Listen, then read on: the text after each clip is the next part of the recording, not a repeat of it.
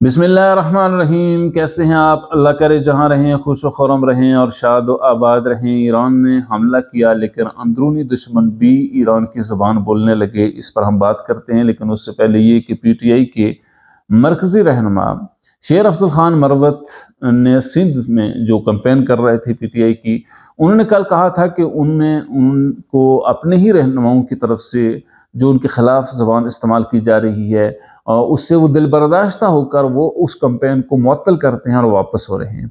लेकिन बाद में खबरें आने आई कि वो दोबारा से उन्होंने कैंपेन शुरू कर दी है। लेकिन आज पीटीआई के मरकजी मीडिया डिपार्टमेंट की तरफ से ये प्रेस रिलीज जारी की गई कि इमरान खान साहब की तरफ से सख्ती से हिदायत की गई है कि शेर अफजल खान मरवत सिंध में तमाम सरगर्मियाँ मुअत्तल करके वापस इस्लामाबाद आ जाएं। अब पता नहीं इमरान खान साहब को किस तरह की बातें बताई गई हैं। शेर अफजल खान मरवत इमरान खान साहब के मध्य यानी मुतबादल तो नहीं हो सकता। यकीनी तौर पर इमरान खान साहब पीटीआई के बानी रहनुमा भी हैं और चेयरमैन भी रहे हैं, और उन तमाम तर पीटीआई के जो फॉलोअर हैं वो सिर्फ इमरान खान साहब के लिए हैं। लेकिन बहरहाल शेर अफजल खान मरवत ने पीटीआई के अंदर एक नया जुनून पैदा करने की कोशिश की। एक एतबार से देखा जाए तो पीटीआई के लोगों को खासा मुतहर्रिक किया उन्होंने, बिलखुसूस केपीके में। ऐसे में सिंध में जब उन्होंने शुरू की तो यकीनी तौर पर उसका एक तासुर बिल्ड हो रहा था और पीटीआई के लोग दोबारा से जागने की कोशिश कर रहे थे। और इन हालात में पीटीआई के अंदरूनी इख्तलाफात यकीनी तौर पर इमरान खान साहब के लिए नाकाबिल तलाफी नुकसान पहुंचा सकते हैं। बैरूनी दुश्मन इतना नुकसान नहीं पहुंचा सकता जितने अपने ही सफ़ों के अंदर मौजूद दुश्मन उसको नुकसान पहुंचाते हैं। बहरहाल ये इमरान खान साहब का फैसला है। अब देखते हैं कि शेर अफजल खान मरवत के लिए अपनी ही जमात उनके लिए आगे क्या मामलात खड़े करती है, या उनके लिए उनको किन मसाइल का सामना होगा, ये आगे चलकर ही पता चलेगा। तो शेख रशीद साहब ने आज एक हैरान कुन वीडियो जारी की और अदालत में थे और वहां से उन्होंने वीडियो जारी की कि मैं असली और नस्ली हूं।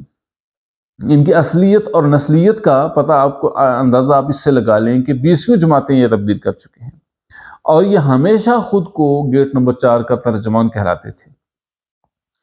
नून लीग से काफ लीग में, काफ लीग से मुशर्रफ के साथ, फिर कलम दवात, फिर वो चले गए इमरान खान साहब के साथ। तो ये सारी तब्दीलियां होने के बावजूद अभी भी उनका दावा है कि वो असली और नस्ली हैं।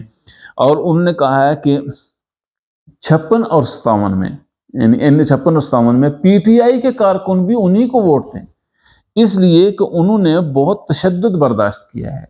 हालांकि आप अगर इनका पहला इंटरव्यू जो इन्होंने मुनीर फारूक को दिया था उसमें इन्होंने इस बात को मुस्तरद किया था कि उनके ऊपर किसी किस्म का कोई तशद्दुद नहीं हुआ।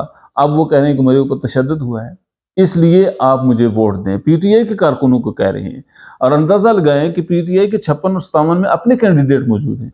इसके बावजूद इमरान खान साहब का पीटीआई के लोगों को ये कहना कि वो उन्हें वोट दें, इस बात का इजहार है कि शेख रशीद को ये पूरा अंदाजा है कि अगर पीटीआई के लोगों ने उन्हें वोट न दिया तो वो कभी भी कामयाब नहीं हो सकते। गुज़श्ता इलेक्शन में भी उनकी कामयाबी पीटीआई की वजह से हुई थी। इसके अलावा उन्होंने ये भी कहा कि वो 6 लोग जो खाना काबा की छत पर गए थे, उन 6 लोगों में मैं भी शामिल हूं, इसलिए खाना काबा की छत का वास्ता है कि आप मुझे वोट दे दें।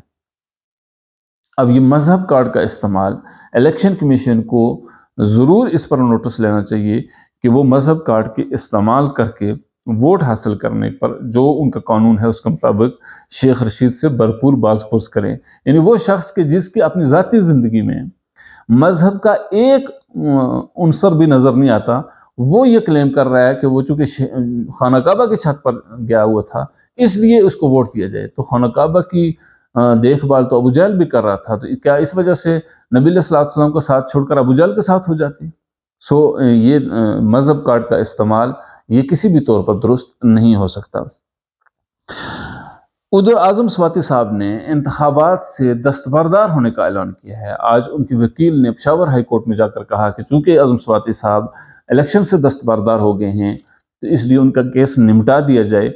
आजम स्वाति साहब की वो तमाम जुर्रत और बहादुरी मेरे ख्याल में ख़त्म हो चुकी है। वो नवाज शरीफ साहब के मुकाबले में इलेक्शन लड़ रहे थे, अब फैसला उन्होंने किया है कि वो इलेक्शन नहीं लड़ेंगे। उसके साथ साथ सुप्रीम कोर्ट से انتخابی نشان بلہ واپس ہونے کے بعد لاہور ہائی کورٹ سے بھی عمران خان صاحب کے لیے بری خبریں آنا شروع ہو گئی ہیں۔ آج 3 رکنی بینچ نے سماعت کی ہے جسٹس علی باقر نجفی کی قیادت میں، جس میں عمران خان صاحب کے کاغذات کو فائنلی مسترد کر دیا گیا ہے میاں والی اور لاہور سے۔ اب ایک اعتبار سے عمران خان صاحب کے لیے الیکشن لڑنا ناممکن ہوتا ہوا نظر آ رہا ہے۔ اس کے ساتھ ساتھ عمران خان صاحب کے ساتھ حماد اظہر کے بھی کاغذات نامزدگی مسترد کیے گئے، پرویز الہی کے کاغذات مسترد ہوئے، شاہ محمود قریشی، فواد چودھری، ہبا چودھری اور صنم جاوید کے بھی کاغذات نامزدگی مسترد کر دیے گئے ہیں۔ 9 مئی کے واقعے میں ملوث تمام لوگوں کو الیکشن سے باہر رکھنے کی کوشش کی جا رہی ہے۔ اب یہ 9 مئی کا واقعہ کرنے والے کیا واقعتاً اتنے بڑے دشمن ہیں کہ ان کو الیکشن میں حصہ نہ لینے دیا جائے؟ آپ اس بات کا اندازہ کر لیں کہ ایران نے پاکستان کی سرزمین پر حملہ کیا، پاکستان پر حملہ کیا، اس کے اس حملے کی وجہ سے بچے شہید ہوئے، کچھ خواتین اور بچیاں زخمی ہوئیں، اور ایران کا یہ دعویٰ ہے کہ اس جیش العدل نامی ایک جماعت ہے، بقول ایران کے وہ دہشت گرد ہے۔ حالانکہ ہم نے گزشتہ ویڈیو میں آپ کو بتایا تھا کہ پرائیویٹ سیکٹر میں جو ملیشیا تیار کرنے والے ممالک ہیں ان میں ایران سر فہرست ہے۔ پوری دنیا میں سب سے زیادہ ایران وہ ملک ہے جو پرائیویٹ سیکٹر میں لوگوں کو بھرتی کر کے کرائے کے قاتل بنا کر انہیں پیش کرتا ہے، وہ حزب اللہ کی صورت میں ہوں، وہ حماس کی صورت میں ہوں، وہ یعنی مختلف ممالک میں حوثیوں کی صورت میں ہوں، عراق میں، شام، لبنان میں، ہر جگہ پر ایران نے کرائے کے قاتل رکھے ہوئے ہیں۔ اس کے باوجود ان کا کہنا ہے کہ جیش العدل نامی ایک جماعت ہے جس کا تعاقب کرتی ہے اور جس پر حملہ کرنے کے لیے انہوں نے میزائل فائر کیا اور وہ پاکستان میں جا لگے۔ اور اس کے ساتھ یعنی اس مرحلے پر جبکہ ایران حملہ آور ہے، پاکستان نے ایک بھرپور جواب دیا ہے، ایسے میں 9 مئی کے واقعات میں ملوث جماعت کے لوگوں نے اپنی ہی فوج کے خلاف تبرہ بازی شروع کر دی، اپنی ہی فوج کے حوصلے پست کرنے کے لیے انہوں نے کمپین شروع کر دی۔ جب بیرونی دشمن حملہ آور ہو، اپنے اندر کے اختلافات کو بھلا کر بیرونی دشمن کے خلاف صف آرا ہونا چاہیے، اور ایسے میں آپس میں اتفاق و اتحاد ہی بیرونی دشمن کی جارحیت سے ہمیں بچا سکتا ہے۔ لیکن آپ کا غصہ آپ ایک شخص کے لیے پورے پاکستان کے نظام کو یعنی چیلنج کر دیں، اس کو خراب کہہ دیں اور اس کو کہیں کہ یہ ختم ہی ہو جائے، ایسا ہرگز نہیں ہوتا، اور ایسا کرنے والے ہی وہ لوگ ہیں جو 9 مئی کے واقعات میں ملوث تھے۔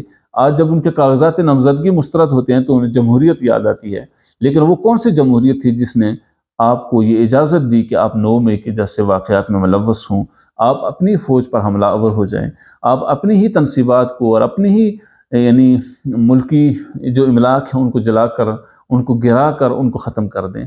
ایسا کرنے سے آپ کے ناپاک عزائم کا تو پتہ چل سکتا ہے، ملک و ملت کا آپ نقصان کبھی بھی نہیں کر سکیں گے۔ ہماری ویڈیو کیسی رہی؟ اگر آپ کو پسند آئے تو اسے لائک اور شیئر ضرور کیجیے۔ السلام علیکم ورحمۃ اللہ وبرکاتہ۔